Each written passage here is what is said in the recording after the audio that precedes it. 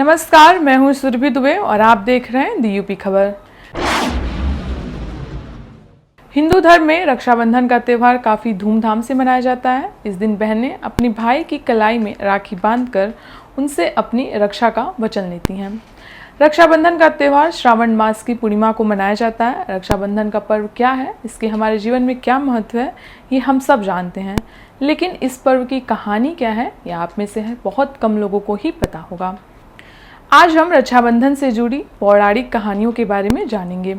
ऐसे तो रक्षाबंधन से जुड़ी बहुत सी कहानियां हैं, लेकिन हम उनमें से कुछ चर्चित कहानियों के बारे में ही बात करेंगे। पहली कहानी है भगवान इंद्र की। पौराणिक मान्यताओं के अनुसार देवताओं और दैत्यों में एक बार युद्ध छिड़ गया। बलि नाम के एक असुर ने भगवान इंद्र को हरा दिया और अमरावती पर अपना अधिकार कर लिया। तब इंद्र की पत्नी शची मदद की उम्मीद लेकर भगवान विष्णु के पास पहुंची। भगवान विष्णु ने शची को सूती धागे से एक हाथ में पहने जाने वाला वयल बना के दिया। भगवान विष्णु ने शची से कहा कि इसे इंद्र की कलाई में बांध देना। शची ने ऐसा ही किया। उन्होंने इंद्र की कलाई में वयल बांध दिया और सुरक्षा व सफलता की कामना की।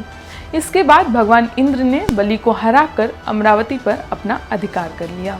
दूसरी कहानी है राजा बलि और माँ लक्ष्मी की। एक बार भगवान विष्णु असुरों के राजा बलि के दान धर्म से बहुत प्रसन्न हुए। उन्होंने बलि से वरदान मांगने के लिए कहा। तब बलि ने उनसे पाताल लोक में बसने का वरदान मांगा। भगवान विष्णु के पाताल लोक चले जाने से माता लक्ष्मी और सभी देवताएं बहुत चिंतित हुए। तब माँ लक्ष्मी गरीब स्त्री के वेश में पाताल लोक जाकर बलि को राखी बांधा। राजा ने माँ लक्ष्मी से कहा कि आप मनचाहा भार मांगे। इस पर माँ लक्ष्मी ने राजा बलि से कहा कि वह भगवान विष्णु को अपने वचन से मुक्त कर दें और भगवान विष्णु को माता के साथ जाने दें। इस पर बलि ने कहा, मैंने आपको अपनी बहन के रूप में स्वीकार किया है, इसलिए आपने जो भी इच्छा व्यक्त की है उसे मैं जरूर पूरा करूंगा। राजा बलि ने भगवान विष्णु को अपने वचन से मुक्त कर दिया और उन्हें माँ लक्ष्मी के साथ जाने दिया। उस दिन श्रावण मास की पूर्णिमा थी, तभी से रक्षाबंधन मनाया जाता है। तीसरी कहानी हम में से बहुत लोग बचपन से सुनते आ रहे हैं, जो है द्रौपदी और कृष्ण की कहानी। महाभारत काल में कृष्ण और द्रौपदी को भाई बहन माना जाता है। ऐसी मान्यता है कि महाभारत की लड़ाई से पहले श्री कृष्ण ने राजा शिशुपाल के खिलाफ सुदर्शन चक्र उठाया था। उसी दौरान उनके हाथ में चोट लग गई और खून बहने लगा। तब द्रौपदी ने अपनी साड़ी में से एक टुकड़ा फाड़कर श्री कृष्ण के हाथ में बांध दिया। बदले में श्री कृष्ण ने द्रौपदी को भविष्य में आने वाली हर मुसीबत से रक्षा करने की कसम दी थी। और अब आखिरी कहानी, जो है बादशाह हुमायूं और कर्मवती की। मुगल काल में बादशाह हुमायूं चित्तौड़ पर हमला करने के लिए आगे बढ़ रहे थे।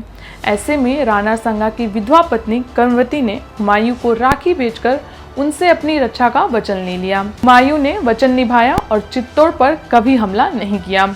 सिर्फ इतना ही नहीं, आगे चलकर उस राखी की खातिर हुमायूं ने चित्तौड़ की रक्षा के लिए बहादुर शाह के विरुद्ध लड़ते हुए कर्मवती और उसके राज्य की रक्षा भी की। आप सबको इस अटूट बंधन और असीमित प्रेम के प्रतीक वाले त्योहार रक्षाबंधन की हार्दिक शुभकामनाएं।